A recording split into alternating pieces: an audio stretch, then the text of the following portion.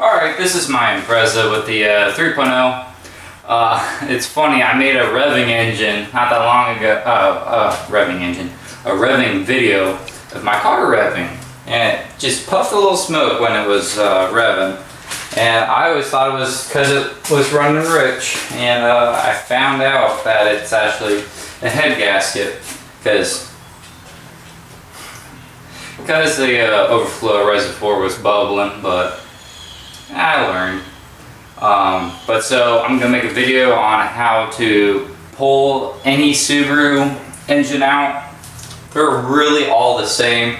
There's 2 bolts underneath this that are for the engine mount, and then there's, I want to say 14, I'll double check, but there's bolts all the way around the bell housing, and then there's 4 for the flywheel for automatics. I don't know manuals because I've never taken apart a manual before, but it's a pretty easy process. Drop the exhaust, take the intake manifold off, take the accessories off.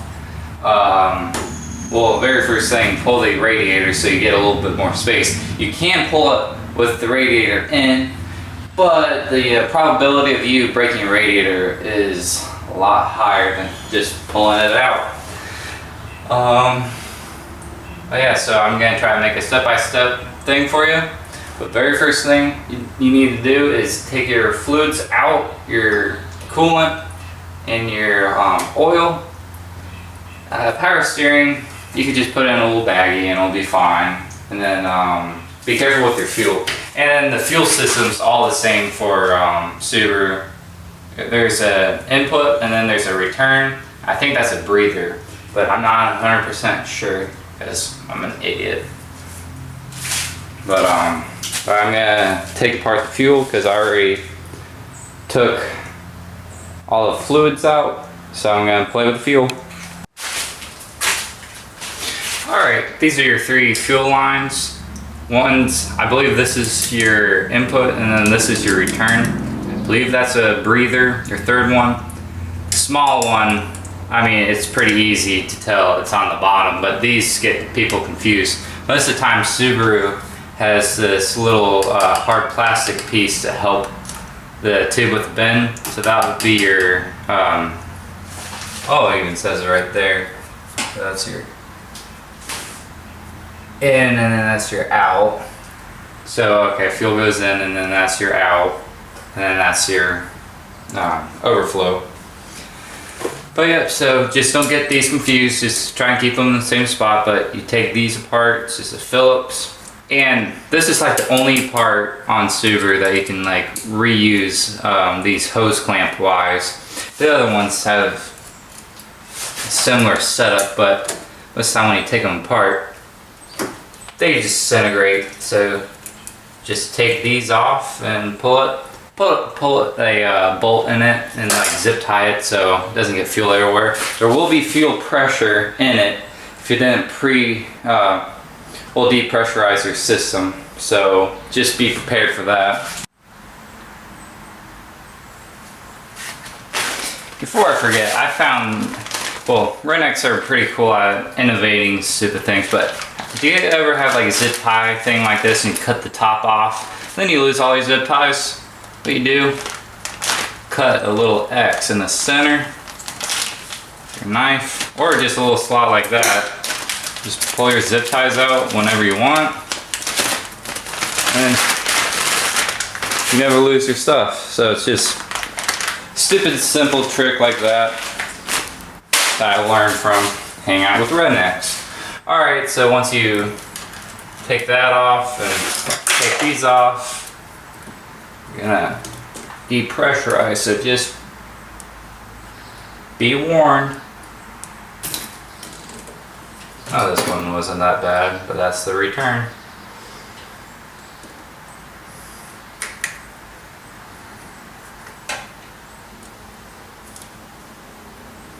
I'm using a flywheel bolt to plug it. That just makes life so much nicer. Alright, time for the other one. Now this one will probably squirt out, but oh, I need another bolt.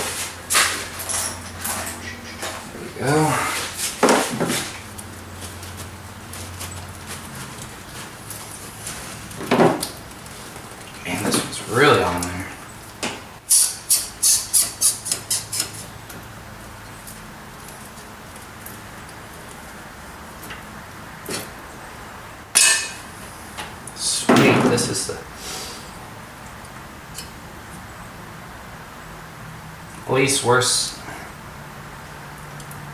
fuel plugging ever. Alright, and then that's how you disconnect your fuel. Alright, next step is probably taking off the radiator. Alright, to take apart the radiator, most of the time there will be bolts right here for the stock radiator fan, but because I did my own thing, I don't have to use that.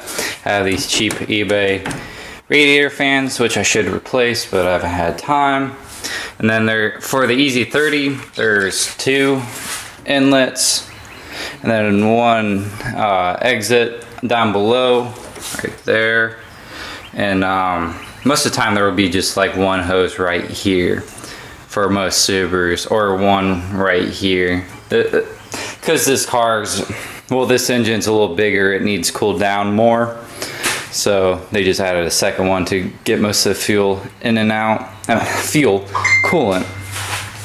And then, because I have an automatic, there's these thin lines that run all the way along here. There's 1 right there, and there's 1 that continues and ends down there. There's some setup where there will be 2 off to the side right here. It does the same thing. So this is just more of a overall, any Subaru, well, at least for the automatics. If you have a manual, you don't have to worry about this. You just have to take these off. Alright, for these I have aftermarket hose clamps, but for Subaru most of the time they're Phillip heads. But I switch mine out because I really don't like the Subaru OEM hose clamps. They're designed so you can just rip them off and replace them. I don't like doing that. I like reusing because I'm cheap. So most of the time, well, most of the time, probably all the time when you have a hose clamp, you probably need to replace it with Subaru, especially if they're small. They're just really, really, really annoying and really, really, really dinky. And they always break, but they're really nice to just rip them off. Because most of the time with these, you have to keep on screwing and screwing and screwing. But and then there's a point where you can just take them off. These are not like that at all. Sweet, pretty dry. Pretty dry as well. And then there's these 2 brackets right here, but I took them off yesterday when I took the front end off. But you take those off, and then the only thing that's holding the bottom are these 2 rubber grommets with these pins sticking out. And then when you take the 3 hoses underneath off, if you have an automatic, then you can just yank it out and then unplug. Well, you should have unplugged the fans by now, but if you haven't, you can go and do that. My fan thing's broke. There we go. Kinda. Oh well, I'll fill with it. And then I'll show you guys the ones underneath the car. So it's kind of hard to film and show you at the same time, but there's 1 automatic line right there for the to cool it. There's the second one, and then there's the coolant for the engine itself. And yet again, if you have automatic, you don't have to worry about these manual, you don't have to worry about these lines. So these are just to cool down the ATF. But after you take these off, you have your radiator fans unplugged, it should be ready to just get yanked out. Alright, that took a lot longer than I thought. But I got the automatic transmission lines off, the bottom hose for the coolant, and the top 2. Yet again, most of the time you just have 1 for your 4 cylinders out there. Alright, and then after you take these brackets off, this will just pull straight up. Just be careful with the mess. So I always make a mess, and I have not dropped a single drop on this floor yet. And then that's it. I got a lot of room to pitch the engine forward, because there's these 2 long studs the back of the transmission that are, well, pretty long, and you want some room so you can bring it forward. But yeah, so now I got the room. All right, next step is taking off the exhaust. All right, this is my exhaust for the Ez30d. Just like the EJ25 and EJ22, there's 3 bolts. It's basically the same thing. I even put up an exhaust manifold up to it and it bolts up. But I wanted this because it was better for airflow. But so there's going to be 3 bolts, same on the other side. And then for most EJs, there's going to be a tube that connects them in the middle, because most of the time they're equal length. Unless you have an unequal length, then it's going to decay. And there will be a plate, well, a flange with 2 bolts, and you take it off there. You can take your exhaust manifold off.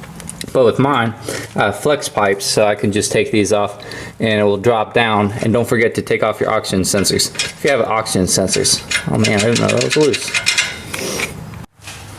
Alright, I have the exhaust bolts off.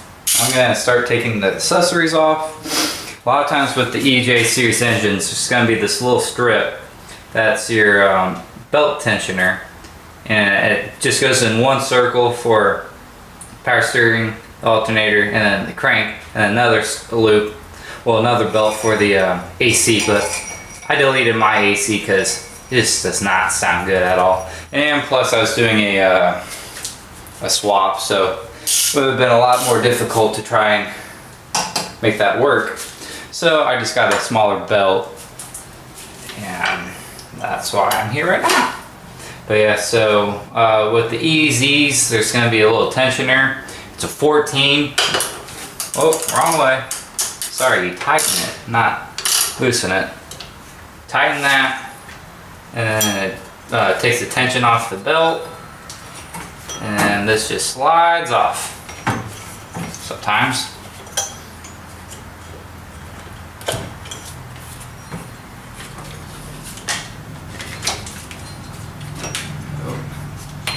There we go.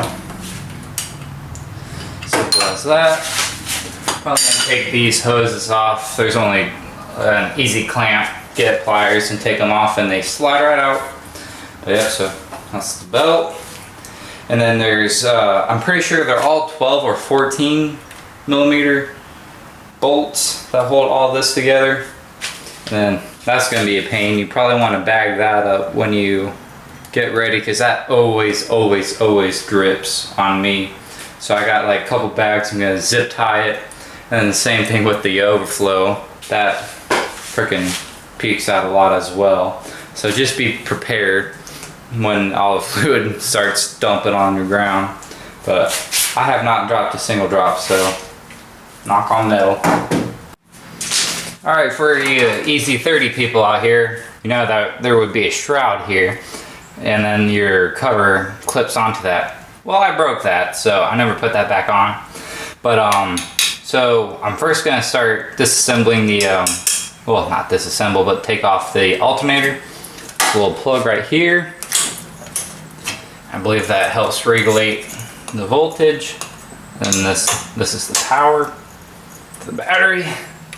And this is a 12, so most of it's 12. I thought it was 14s, but it's 12.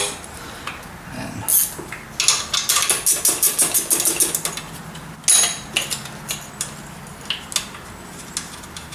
there's 2 little loops. Oh, nope, there's one for the EZ30D, I forgot.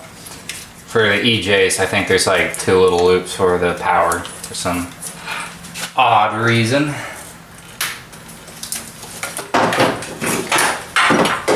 Alright, just push that aside. Just start breaking these loose.